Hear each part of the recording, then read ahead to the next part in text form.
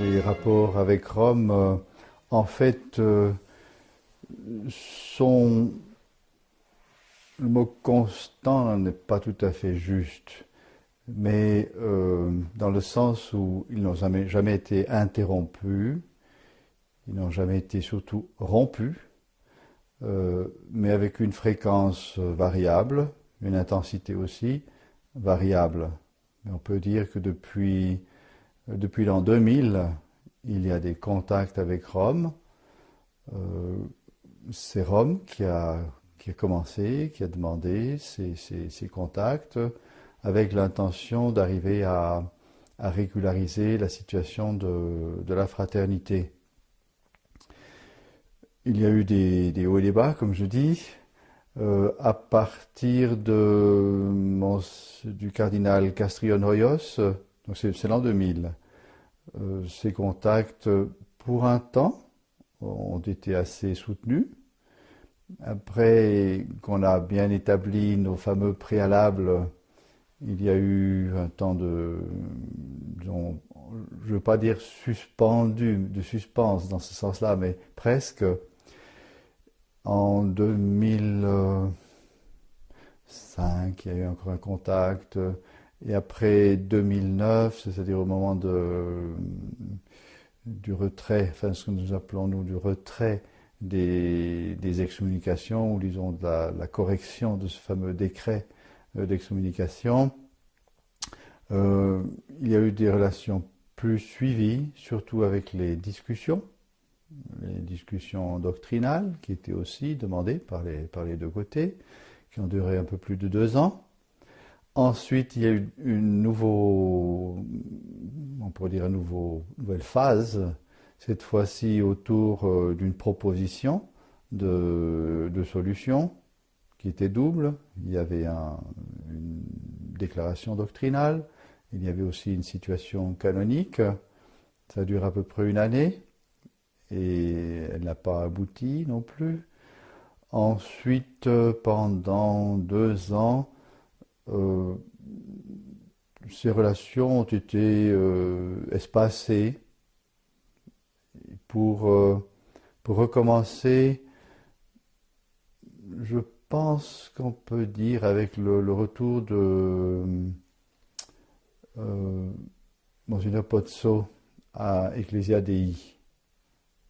Sous Monseigneur Di Noia, il y a eu des contacts, c'est vrai, mais sous Monseigneur Pozzo, il y a eu une nouvelle phase double, cette fois-ci, c'est-à-dire d'un côté des discussions qui ont repris, discussions doctrinales, sous une formule plus souple, donc pas tout à fait officielle, mais plus qu'officieuse, puisque ce sont des évêques qui étaient envoyés par Rome.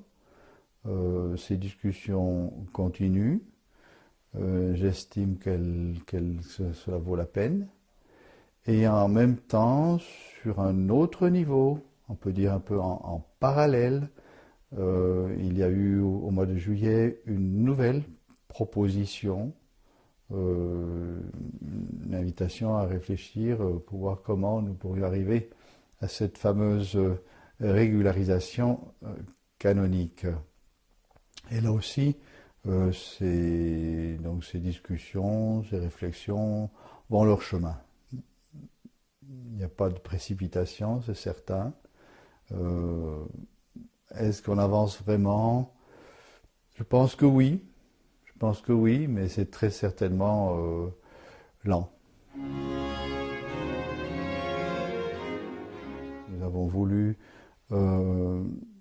soumettre, ou si on peut dire impliquer un grand nombre, et donc les supérieurs d'abord, dans la réflexion sur les nouvelles propositions romaines. Je pense que c'est important.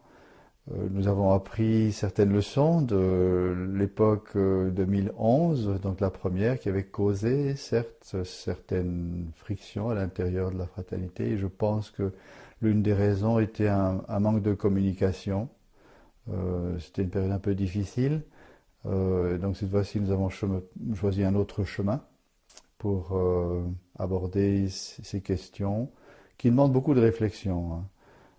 Quand on voit la situation de Rome, de l'Église, évidemment, on n'est pas invité à faire quelque chose. Et donc l'invitation de Rome arrive un peu d'une manière compréhensible, puisque nous posons problème, disons à l'Église, par exemple simplement quand on voit tous les efforts faits en faveur de l'écuménisme, donc d'une Dieu sait quelle unité, et quand on voit comment dans l'Église nous sommes traités, évidemment, nous posons problème. Nous faisons même une grosse épine dans tout disons, le système écuménique actuel. Rien que cela pourrait déjà expliquer.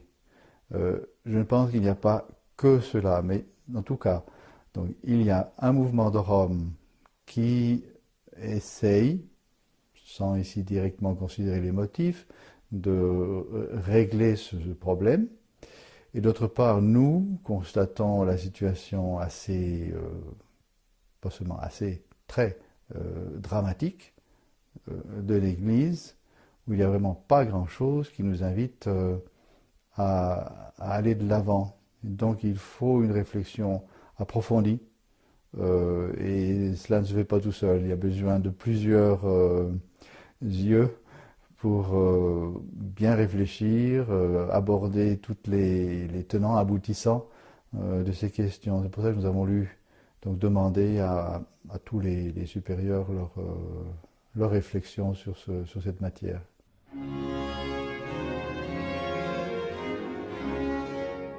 Il faut absolument éviter toute compromission. Compromission peut-être dans deux sens, dans le sens du compromis, où chacun cède quelque chose pour garantir une autre chose. Ça, depuis le début, je l'avais dit à Rome, moi je ne veux pas d'ambiguïté.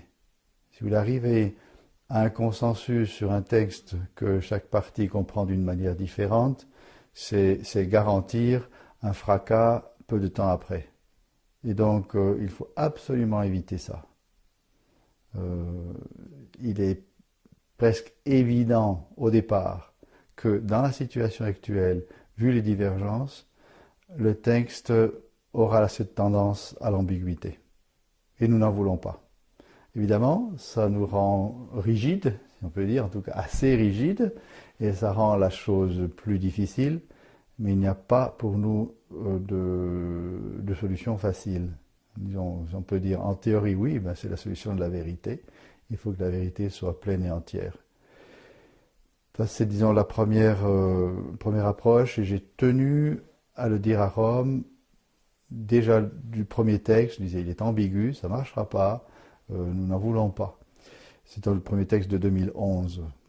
Cette fois-ci, il me semble que c'est beaucoup mieux. Il y a vraiment un grand progrès de ce côté-là, donc du côté de l'ambiguïté. Ça ne veut pas dire que tout est enlevé. Mais à côté de cette question, disons, de la clarté du texte, il y a une autre question encore beaucoup plus profonde, beaucoup plus importante, et c'est quelle amplitude, quelle liberté nous serait donnée ou nous sera donnée dans le cas d'une régularisation. Et dans ce cadre, je suis parti sur une phrase, c'est pas seulement une phrase, c'est l'attitude que Monseigneur Lefebvre appelait une condition sine qua non d'une régularisation. Et c'est précisément que nous soyons acceptés tels que nous sommes. J'ai tenu à leur dire, si vous nous voulez, nous sommes ainsi, il faut que vous nous connaissiez, pas que vous nous disiez après, vous nous avez caché quelque chose. Nous sommes ainsi, et c'est comme ça que nous resterons. Nous resterons, pourquoi? Ce n'est pas une volonté propre, ce n'est pas nous sommes les meilleurs, c'est l'Église à enseigner ces choses, à exiger ces choses. Il y a pas seulement la foi, il y a aussi toute une discipline qui est en parfait accord avec cette foi. Et c'est cela qui a fait le trésor de l'Église, qui a fait les saints dans le passé. Et ça, nous ne sommes pas prêts à le lâcher. Donc j'ai beaucoup insisté auprès de Rome pour dire, même en donnant des exemples assez concrets, voilà ce que nous sommes, voilà ce que nous pensons. Et si Rome estime que cette pensée, que cette attitude doit être rectifiée, doit être changée, alors il faut qu'ils nous le disent maintenant, tout en leur précisant que dans ce cas-là, nous n'irons pas plus loin. Il faut utiliser le mot paradoxal. Ce paradoxe d'une volonté d'avancer vers, on peut presque dire, Vatican III, dans le sens le pire qu'on puisse donner à cette expression, et d'autre part de dire à la fraternité, vous êtes les bienvenus. C'est vraiment un paradoxe, si pas encore plus fort, presque au moins, disons, volonté d'associer les contraires. Je ne crois pas que ce soit par écuménisme. Certains pourraient le penser. Pourquoi je ne pense pas que c'est par écuménisme? Parce qu'il suffit de regarder l'attitude générale des évêques, d'autres, précisément sur ce sujet de l'écuménisme, où ils sont les bras grands ouverts pour tout le monde, sauf pour nous. Et très souvent, on nous a expliqué pourquoi nous étions ostracisés en disant, vous, on ne vous traite pas comme les autres parce que vous prétendez être catholique. Or, avec cela, vous créez la confusion chez nous, donc on ne vous veut pas. Disons ça, on le voit partout, nous en avons entendu plusieurs fois cette explication qui exclut donc l'écuménisme. Alors si cette disposition de dire on accepte tout le monde dans la maison ne vaut pas, qu'est-ce qui reste? Je pense qu'il reste le pape. Si d'abord Benoît XVI, ensuite maintenant le pape François, n'avait pas un regard sur la fraternité particulier, différent de cette perspective que je viens d'évoquer, la perspective écuménique, je pense qu'il n'y aurait rien.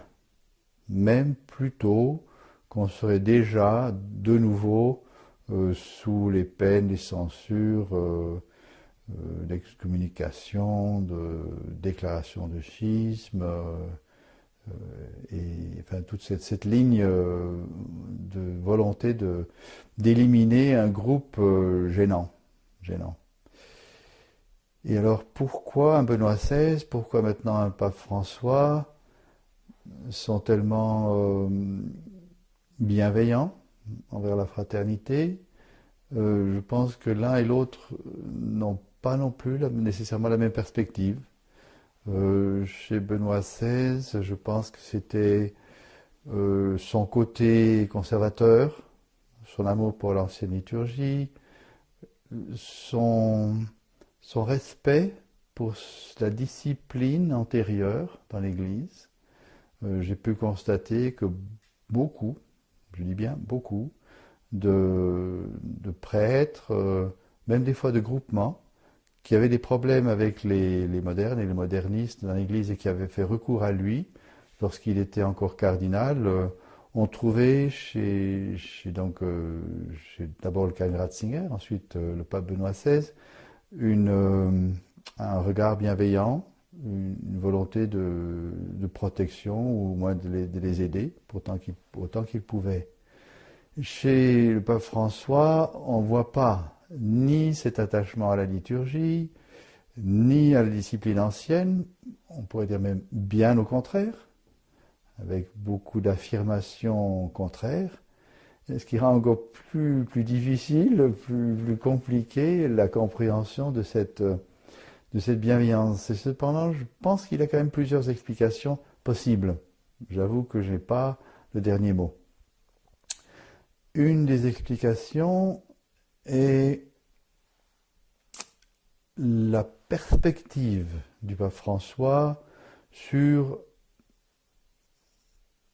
tout ce qui est marginalisé, ce qu'il appelle les périphéries existentielles. Je ne serais pas étonné qu'il nous considère comme l'une de ces périphéries, à qui il donne manifestement une préférence. Et dans cette perspective, il y a cette expression de faire un cheminement avec ces gens en périphérie, en espérant qu'on arrivera à améliorer les choses. Donc ce n'est pas une volonté arrêtée d'aboutir immédiatement, un cheminement, bon, ça va où ça va, mais enfin on est assez paisible, gentil, bon, sans trop savoir ce qui pourrait aboutir. Probablement que c'est une des raisons les plus profondes. Il y en a une autre. On voit aussi chez le pape François une accusation assez constante sur l'Église, disons, établie. Le mot anglais, c'est establishment, que de temps en temps on utilise aussi en français, qui alors reproche à l'Église d'être autosatisfaite, satisfaite d'elle-même, et qui précisément ne cherche plus la brebis égarée ou celle qui est dans la peine, dans tous les niveaux, que ce soit d'un côté la pauvreté, même donc physique, mais on voit chez le pape François que ce souci n'est pas seulement, malgré les apparences criantes, un souci matériel. On voit très bien que chez lui, lorsqu'il dit pauvreté, elle inclut aussi la pauvreté spirituelle, la pauvreté des âmes qui sont dans le péché et qu'il faudrait en sortir, qu'il faudrait reconduire vers le bon Dieu. Même si ce n'est pas toujours exprimé d'une manière assez claire, on trouve quand même un certain nombre d'expressions qui l'indiquent. Et dans cette perspective, il voit dans la fraternité une société, disons, très active, surtout quand on compare à la situation de l'establishment, très active, qui cherche, qui va chercher les âmes, qui a ce souci du bien spirituel des âmes, et qui est prêt à retrousser les manches pour cela. Il connaît Monseigneur Lefebvre. Il a lu 2 fois la biographie, ce qui montre sans aucun doute un intérêt. Et je pense que ça lui a plu. De même que les contacts qu'il a pu avoir en Argentine avec nos confrères, il a vu cette spontanéité aussi, cette franchise. On n'a absolument rien caché. Bien sûr, on essaie d'obtenir quelque chose pour l'Argentine, qui était en difficulté avec l'État en ce qui concerne le permis de séjour. Mais on n'a rien caché, on n'a pas essayé de biaiser. Et tout ça, je pense que ça lui plaît. Donc c'est peut-être plutôt le côté humain de la fraternité. On voit que le pape est très humain, il donne beaucoup de poids à ce regard-là. Et ça peut expliquer, ça pourrait expliquer. Encore une fois, je n'ai pas le dernier mot sur cette question. Certainement que derrière, il y a la divine providence. La divine providence qui se débrouille de mettre des bonnes pensées dans un pape qui sur beaucoup de points, nous effraie, énormément même, et pas seulement nous, on peut dire tout ce qui est plus ou moins conservateur dans l'Église est effaré par ce qui se passe, par ce qui se dit. Et néanmoins, la divine providence se débrouille pour nous faire passer à travers ces écueils d'une manière très surprenante, mais c'est très clair que le pape François veut nous laisser vivre et survivre. Il a même dit à qui veut l'entendre que jamais il ne ferait de mal à la fraternité. Il a aussi dit que nous étions catholiques. Il a refusé de nous condamner en disant, pour schisme, en disant non, ils ne sont pas schismatiques. Ils sont catholiques, même si après il a utilisé une parole un peu énigmatique, c'est-à-dire que nous sommes en cheminement vers la pleine communion. Ce terme pleine communion, on aimerait bien une fois en avoir une définition claire, parce que on voit qu'elle ne correspond à rien du tout de précis. C'est un sentiment, on ne sait pas trop quoi. Même dans le tout récent interview donné par Monseigneur Pozzo, précisément sur nous, où il donne cette citation qu'il fait venir du pape lui-même, donc on peut la prendre vraiment comme une position, on peut dire officielle. Donc le pape qui a confirmé à Ecclesia Dei que nous étions catholiques en cheminement vers la pleine communion. Et donc Monseigneur Pozzo de préciser comment cette pleine communion serait réalisée, et il dit par l'acceptation de la forme canonique, ce qui est assez étonnant. Donc une forme canonique résoudrait tous les problèmes de communion. Un peu plus loin, dans le même interview, il dira autre chose. Il dira que cette pleine communion, ça consiste à accepter, on peut dire, les grands principes catholiques, c'est-à-dire les 3 niveaux d'unité dans l'Église, qui sont la foi, qui sont les sacrements et qui sont le gouvernement. Et en parlant de la foi, ici, il parle plutôt du magistère. Mais nous n'avons jamais mis en cause aucun de ces trois éléments. Et donc nous n'avons jamais mis en cause notre pleine communion, mais le pleine, nous le balançons volontiers en disant tout simplement nous sommes en communion, selon le terme classique utilisé dans l'Église, nous sommes catholiques. Si nous sommes catholiques, nous sommes en communion, parce que la brisure de la communion, c'est précisément le schisme.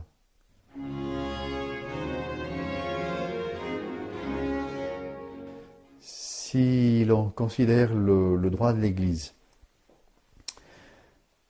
ne peut être sujet d'un pouvoir ordinaire de juridiction dans l'Église que celui qui est parfaitement en règle, donc qui n'est pas sous le coup d'une censure.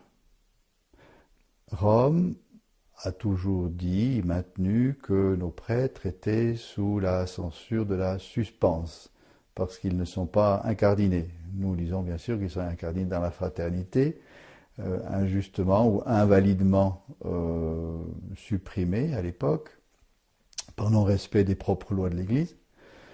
Et donc néanmoins, Rome a maintient jusqu'à aujourd'hui qu'il y aurait une suspense sur nos prêtres. Tant que la suspense, qu'est-ce que cela veut dire? C'est précisément l'interdiction pour le prêtre d'exercer son ministère, qu'il s'agisse de la messe, qu'il s'agisse des autres sacrements, dont la confession. Et donc, accordé non pas simplement d'une manière exceptionnelle, comme ce serait par exemple le cas pour un danger de mort. L'Église prévoit ces cas. Si quelqu'un est en danger de mort, s'il est en train de mourir sur la route, tout prêtre, peu importe son état, c'est-à-dire même excommunié, même un orthodoxe, donc qui n'est même pas catholique, mais qui est validement prêtre, à ce moment-là, peut non seulement validement, mais licitement entendre cette confession et donner l'absolution. Donc ce sont des cas exceptionnels. Donc ce n'est pas un pouvoir ordinaire. Ici nous parlons d'un pouvoir ordinaire. Pour pouvoir bénéficier et exercer un pouvoir ordinaire de juridiction, il faut encore une fois être libéré de toute censure.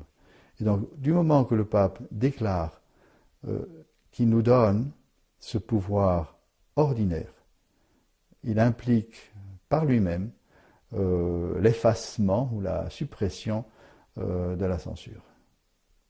C'est le seul moyen de pouvoir comprendre selon le droit, pas seulement selon la lettre de tel ou tel canon, mais selon vraiment l'esprit du droit de l'Église, cette disposition.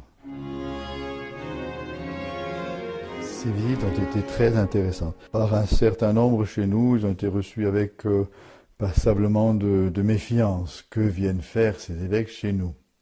Bien, ce n'était pas ma perspective. L'invitation est venue de Rome, disons-le tout de suite. Peut-être suite à une idée que moi-même je leur avais donnée, et qui était celle-ci: vous ne nous connaissez pas. Nous discutons ici dans un bureau à Rome, venez nous voir sur place. Vous ne nous connaîtrez vraiment que si vous nous voyez. Ce n'est pas une déclaration, qu'elle soit fracassante ou non, sur l'internet ou un communiqué qui peut nous faire connaître tels que nous sommes. Parce que la plupart du temps, dans ces communiqués, nous sommes obligés d'agir pour, disons, prendre position, même éventuellement condamner l'une ou l'autre phrase, acte qui se passe dans l'Église aujourd'hui. Notre vie de catholique n'est pas que ça. Et même, on peut dire, l'essentiel est ailleurs.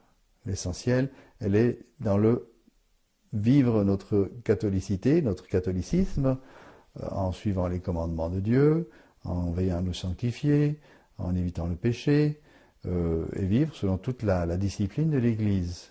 Nos écoles, nos séminaires, nos prêtres, notre vie sacerdotale, tout cela est un ensemble qui est la réalité vraie, si on peut dire, de notre fraternité. Et donc j'ai beaucoup insisté en disant plusieurs fois, j'ai dit, mais venez donc nous voir. Ils n'ont jamais voulu. Puis tout d'un coup, il y a eu cette proposition d'envoyer des évêques et de nous rencontrer. Et quelle que soit l'idée première poursuivie par Rome dans cette idée, moi j'ai convenu que c'était une bonne idée. Pourquoi? Parce qu'effectivement, ils nous verraient comme nous sommes. C'était vraiment le mot d'ordre que j'ai donné partout où ils venaient, où ils seraient venus. C'est-à-dire que nous ne changeons rien. Nous nous présentons, nous n'essayons pas d'embellir les choses. Nous sommes comme nous sommes et qu'ils nous voient tels que. C'est la première chose. Et effectivement, donc, un cardinal, un archevêque et 2 évêques sont venus nous voir, nous visiter dans des circonstances différentes. Il y a eu des séminaires, il y a eu aussi un prieuré. Les premières impressions, les remarques, aussi pendant ces discussions, pendant ces rencontres et après, sont très intéressantes. Et je pense qu'elles confirment que j'ai eu raison d'appuyer cette invitation romaine. La première chose qu'ils nous ont dit, tous, est-ce que c'était un mot d'ordre ou c'était leur sentiment particulier, j'en sais rien, mais c'est un fait, tous ont dit, ces discussions se passent entre catholiques. Ça n'a rien à voir avec des discussions écuméniques, nous sommes entre catholiques. Donc, au départ, on balaye toutes ces idées de vous n'êtes pas complètement dans l'église, vous êtes à moitié, vous êtes dehors, enfin Dieu sait où, schismatique. Non, nous discutons entre catholiques. C'est le premier point qui est très intéressant, très important. Malgré ce qui encore, dans certaines instances, se dit à Rome aujourd'hui. Le deuxième point, je pense peut-être encore plus important, c'est que les points abordés dans ces discussions sont les questions, on peut dire, classiques qui achoppent. Qu'il s'agisse de la liberté religieuse, de la collégialité, de l'écuménisme, de la nouvelle messe, ou même des nouveaux sacrements. Eh bien, tous nous ont dit aussi, donc sur l'objet de ces discussions, ce sont des questions ouvertes. Je pense que c'est une réflexion capitale. Jusqu'ici, on a toujours insisté pour dire vous devez accepter le concile. Difficile de donner exactement la profondeur réelle de cette phrase accepter le concile. Qu'est-ce que ça veut dire? Pourquoi disons-nous cela? Parce que c'est un fait, les documents du concile sont totalement inégaux, et donc même l'acceptation se fait selon un critère graduel, selon le barème d'obligation. Si un texte est un texte de foi, il y a une obligation pure et simple. Et donc ceux qui, d'une manière totalement erronée, prétendent que ce concile est infaillible, et qui donc, ceux-là prétendent et obligent à une soumission totale à tout le concile. Alors si accepter le concile, ça veut dire ça, eh bien nous disons, nous n'acceptons pas le concile. Parce que précisément, nous nions sa valeur infaillible. Si, et il y a certains passages du concile qui répètent ce que l'Église a dit autrefois et d'une manière infaillible, il est évident que ces passages sont et restent infaillibles. Et ça, nous l'acceptons, il n'y a aucun problème. Donc, lorsqu'on dit accepter le concile, il faut bien distinguer ce qu'on entend par là. Néanmoins, même avec cette remarque, jusqu'ici, on a senti de la part de Rome cette insistance, vous devez accepter ces points. Ça fait partie de l'enseignement de l'Église et donc vous devez les accepter. Et on voit, disons, pas à Rome cette fois-ci, ou pas seulement à Rome, mais chez la grande majorité des évêques, cette attitude jusqu'aujourd'hui, ce grand reproche qui nous est fait, vous n'acceptez pas le concile. Et voilà que tout d'un coup, sur ces points, qui sont les points d'achoppement, les envoyés de Rome nous disent, ce sont des questions ouvertes. Une question ouverte, c'est une question dont on peut discuter. Et donc, cette obligation d'adhésion est fortement, si même peut-être même totalement atténuée ou même enlevée. Je pense que c'est un point capital. Il faudra bien voir dans la suite si cela se confirme, si vraiment on peut discuter librement, disons honnêtement, avec tout le respect qu'il faut pour l'autorité, pour ne pas aggraver encore la situation actuelle de l'Église qui est tellement confuse, précisément sur la foi, sur ce qu'il faut croire. Et là, nous réclamons cette clarté, cette clarification aux autorités. Nous la réclamons depuis longtemps. Nous disons qu'il y a des points ambigus dans ce concile, et ce n'est pas à nous à les clarifier. Nous pouvons exposer le problème, mais celui qui a l'autorité pour les clarifier, c'est bel et bien Rome. Néanmoins, encore une fois, le fait que ces évêques nous disent c'est des questions ouvertes est pour moi capital. Les discussions elles-mêmes se sont déroulées, je peux dire, selon les personnalités de nos interlocuteurs, avec plus ou moins de bonheur. Il y a aussi eu des beaux échanges, pas nécessairement en accord. Néanmoins, l'appréciation, je crois, elle est unanime. De chacun de ces interlocuteurs, ils étaient satisfaits des discussions. Satisfaits aussi de leur visite. Ils nous ont félicités pour la qualité de nos séminaristes, en disant ils sont normaux. Tiens, heureusement, mais il faut commencer par là. Donc ce ne sont pas des gens étriqués, obtus, mais bien vivants, ouverts, joyeux, normaux, tout simplement. Et ça a été la remarque exprimée par tous. Par tous. C'est le côté humain, mais indéniable, et qu'il ne faut pas oublier non plus. Pour moi, ces discussions, ou ce côté plus facile dans les discussions est important. L'un des problèmes est la méfiance. Cette méfiance, il est certain que nous l'avons. Et je pense qu'on peut aussi dire qu'il est certain que Rome l'a par rapport à nous. Et tant que règne cette méfiance, la tendance naturelle de l'esprit méfiant, c'est de prendre de travers ou de réfléchir à la pire des solutions possibles sur ce qui est dit. Et tant que nous sommes dans ce régime de méfiance, nous n'avancerons pas énormément. Il faut arriver à une confiance minimale, donc un climat, disons, moins de sérénité, pour éliminer ces accusations a priori. Je pense que c'est encore le régime dans lequel nous nous trouvons et dans lequel se trouve Rome. Et ça prend du temps. Il faut que des deux côtés, on arrive à apprécier correctement les personnes, leurs intentions, pour arriver à dépasser cela.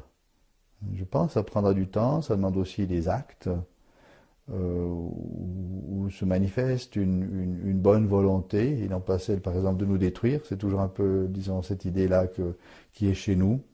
On pense que c'est ce qui est répandu de manière assez courante, quoi. S'ils nous veulent, c'est pour nous étouffer et éventuellement nous détruire, nous absorber totalement, nous désintégrer. C'est pas une intégration, c'est une désintégration. Évidemment, tant que cette idée règne, on ne peut rien attendre. J'ai beaucoup de peine à voir une ligne de conduite dans ce qui est en train de se passer. Ce que je vois, c'est une confusion grandissante. Une condition qui vient précisément d'éléments contradictoires, de dissolution de la clarté de la doctrine, de la morale, de la discipline. On arrive à un régime de chacun pour soi. Les évêques disent ce qu'ils veulent, en contradiction les uns avec les autres. Il n'y a pas de rappel officiel, clair, à l'ordre, disons même à une ligne, qu'elle soit d'un côté ou de l'autre.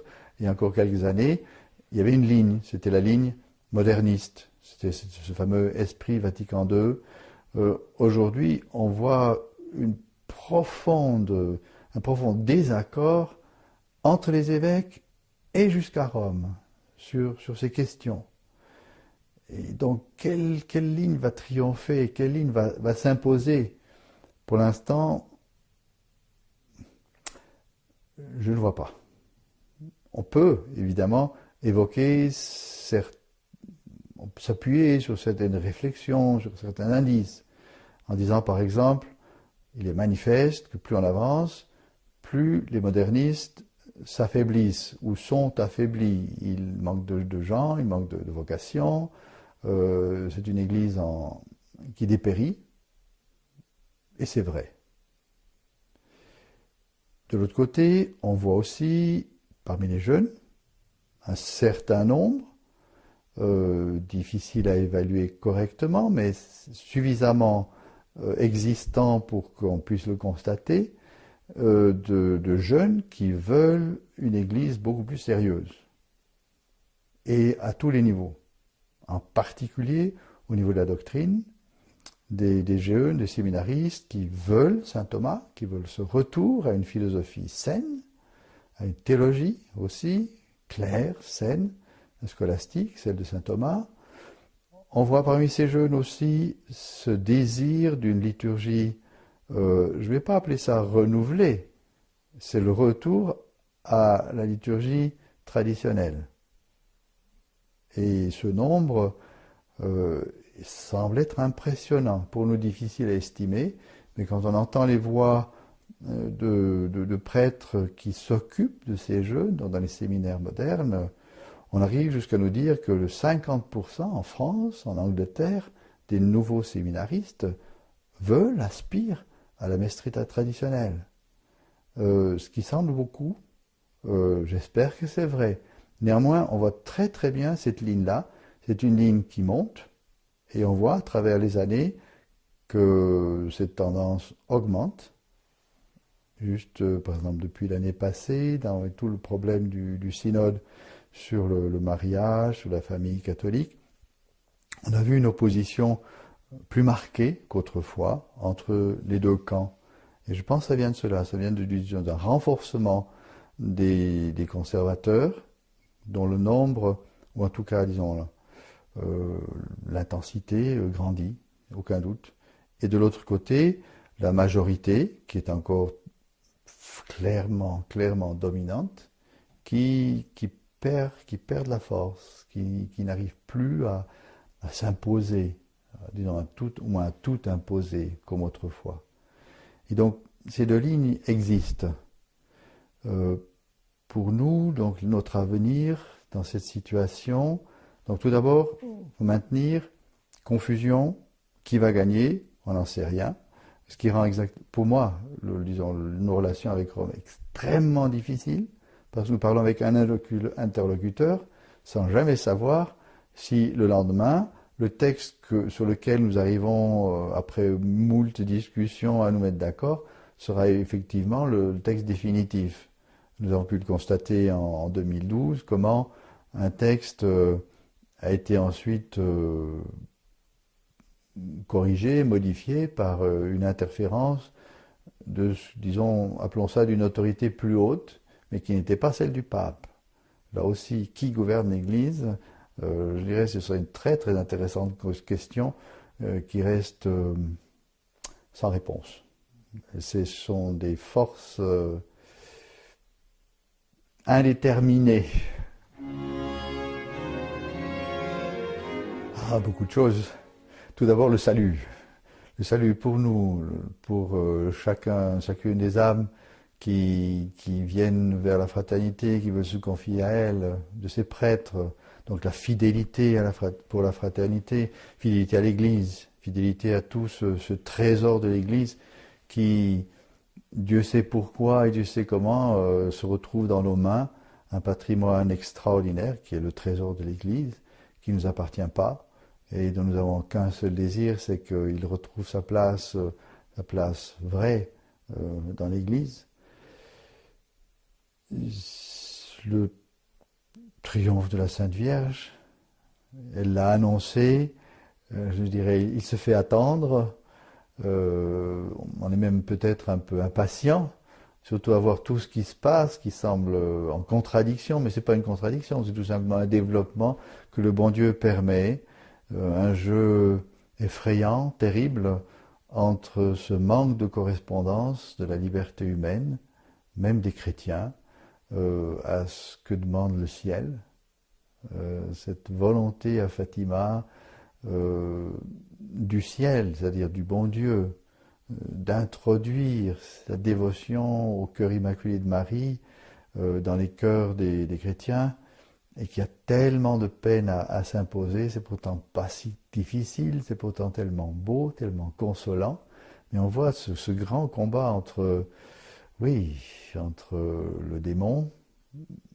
et le bon Dieu, le champ de bataille étant les âmes que le bon Dieu a voulu libres et qu'il veut gagner, non pas par la force, il aurait pu, disons, imposer sa majesté d'une manière telle que tous les hommes seraient prostrés. C'est ce qui se passera à la fin du monde, mais ce sera, je dirais, à ce moment-là trop tard. C'est maintenant que se fait ce combat, et donc demander au bon Dieu qu'il envoie les grâces et qu'il gagne ses âmes pour lui, et collaborer à ce travail. Donc on lui demande beaucoup de choses. Il demande que l'Église retrouve tout l'ensemble de ce qui fait sa mission, c'est sauver les âmes. C'est la première chose, même l'unique chose, c'est la première chose et la seule qui compte pour l'Église, c'est de sauver les âmes.